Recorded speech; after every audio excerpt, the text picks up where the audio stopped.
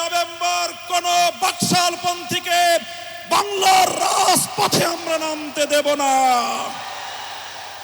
যদি কেউ নামবার অপচেষ্টা চালায় আমরা তাদেরকে রাজপথে মোকাবেলা করব ইনশাআল্লাহ। রাজনৈতিক পক্ষগুলোকে বলতে চাই, আমরা রক্ত দিয়েছি বালাকোটে, আমরা রক্ত দিয়েছি শাপলা চত্বরে, আমরা রক্ত দিয়েছি 2015 সালে, রক্ত দিয়েছি 2021 সালে, রক্ত দিয়েছি জুলাই বিপ্লবে। আমাদের মুখোমুখি দাঁড়াবার চেষ্টা করবেন না। আমরা রক্ত দিয়ে অধিকার আদায় করি, রক্ত দিয়ে বাংলাদেশ কিনেছি, রক্ত দিয়েই বাংলাদেশের স্বাধীনতা রক্ষা করব ইনশাআল্লাহ।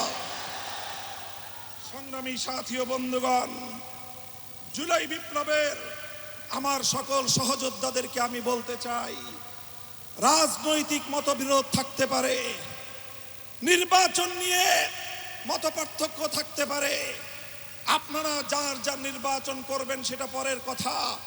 আসুন, যারা জুলাইয়ের বিপ্লবের রাজপথে ছিলেন, জুলাই বিপ্লবের সনদের আইনি ভিত্তি কার্যকর করার জন্য আমরা হাতে হাত রাখি। সংগ্রামী সাথী ও বন্ধুগণ, সর্বশেষ বক্তব্য, আগামী 13 তারিখ জুলাই সনদের গণভোটকে কেন্দ্র করে সরকারি সিদ্ধান্তের দিকে আমরা তাকিয়ে আছি। সরকার যদি জনগণের শান্তিপ্রিয় ভাষা বুঝতে ব্যর্থ হয়, আবার বলছি, সরকার যদি 8 দলীয় নেতৃবৃন্দের শান্তিপ্রিয় ভাষা বুঝতে ব্যর্থ হয়, যেই ভাষায় বললে সরকার বুঝবে আমরা সেই ভাষাই প্রয়োগ করব, সেই কর্মসূচি ঘোষণা করব ইনশাআল্লাহ। নারায়ে তাকবীর, নারায়ে তাকবীর।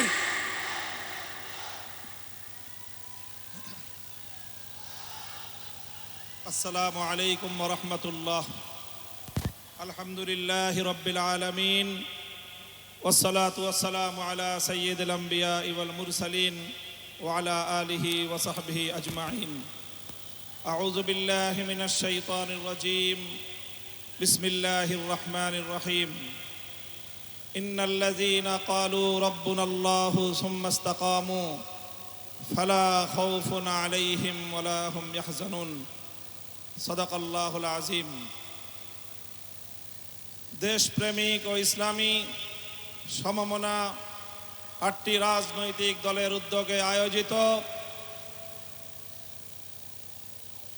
জুলাই সনদ বাস্তবায়নে নির্বাচনের পূর্বে, জাতীয় নির্বাচনের পূর্বে গণভোট আয়োজনের দাবি সহ 5 দফা গণদাবিতে আজকের এই জনসমুদ্রে পরিণত গণসমাবেশে উপস্থিত সংগ্রামী সভাপতি হযরত পীর সাহেব চরমনাই মুফতি সৈয়দ মোহাম্মদ রেজাউল করিম, উপস্থিত আজকের এই গণসমাবেশের উপস্থিত সংগ্রামী প্রধান অতিথি বাংলাদেশ জামাতে ইসলামীর মোহতারাম আমির জনাব ডক্টর শফিকুর রহমান সহ জাতীয় নেতৃবৃন্দ, সমবেত 8 দলের নেতাকর্মী ও সংগ্রামী দেশবাসী,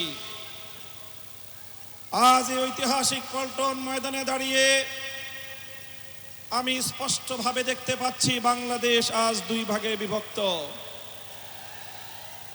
এক ভাগ 72-এর বাকশালপন্থী, আর এক ভাগ জুলাইয়ের বিপ্লবপন্থী।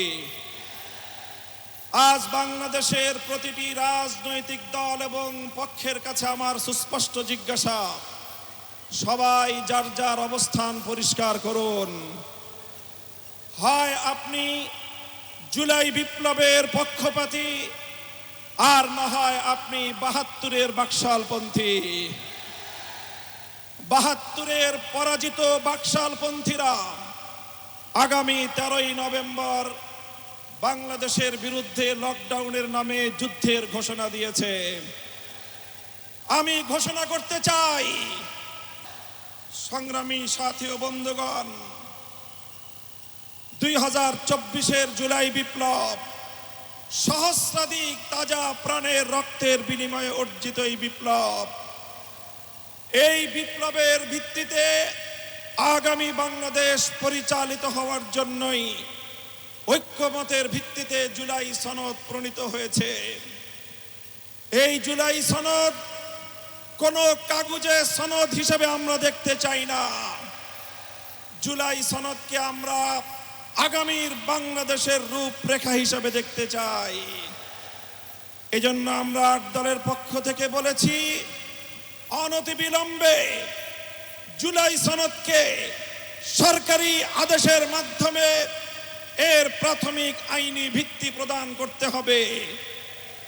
এরপরে আগামী ত্রয়োদশ জাতীয় সংসদ নির্বাচনের পূর্বেই গণভোটের মাধ্যমে জুলাই সনদকে চূড়ান্ত আইনি ভিত্তি প্রদান করতে হবে। এর ব্যত্যয় হলে জুলাই বিপ্লব পন্থীরা বরদাস্ত করবে না, সেটা মানবে না।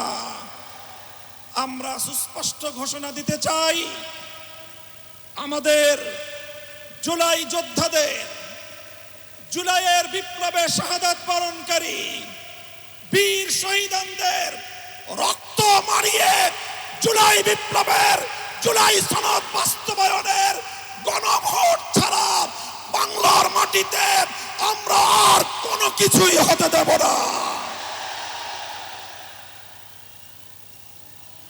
আমি জানি না জাতীয় নির্বাচনের আগে জুলাই সনদ বাস্তবায়নের লক্ষ্যে গণভোট হলে কার কি সমস্যা, সেটা আমাদের বুঝে আসে না। আমাদের সমস্যা হলো জুলাই সনদের গণভোট ছাড়া যদি জাতীয় সংসদ নির্বাচন অনুষ্ঠিত হতে থাকে, জাতীয় সংসদ নির্বাচন যদি তফসিল ঘোষণা হয়ে বাস্তবায়িত হয়, অনুষ্ঠিত হয়, সেখানে অনেকগুলো বড় বড় জটিলতার সৃষ্টি হবে। তার মধ্যে অন্যতম একটি হলো দ্বিকক্ষ বিশিষ্ট জাতীয় সংসদের উচ্চ কক্ষ কিভাবে গঠিত হবে, কিভাবে রাজনৈতিক দলগুলো তাদের নির্বাচনী ম্যানিফেস্টো তৈরি করবে, জাতির সামনে তারা তাদের উচ্চ কক্ষের 100 সদস্যের তালিকা কিভাবে প্রকাশ করবে, এই সকল বিষয়ের কোনো সদুত্তর তাদের কাছে নাই। যারা জুলাই সনদের গণভোট জাতীয় সংসদ নির্বাচনের আগে অনুষ্ঠানের ক্ষেত্রে বিরোধিতা করছেন, আমরা তাদের সমস্যার কথা জানতে চাই। কোনো যুক্তি নাই, কোনো যুক্তি নাই।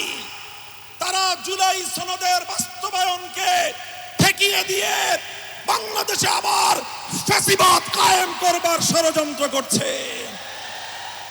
পরিষ্কার ঘোষণা করি, রক্ত দিয়ে যেই ফ্যাসিবাদ বিদায় করেছি, প্রয়োজনে আবার রক্তের সাগর প্রবাহিত হবে, বাংলার মাটিতে ফ্যাসিবাদ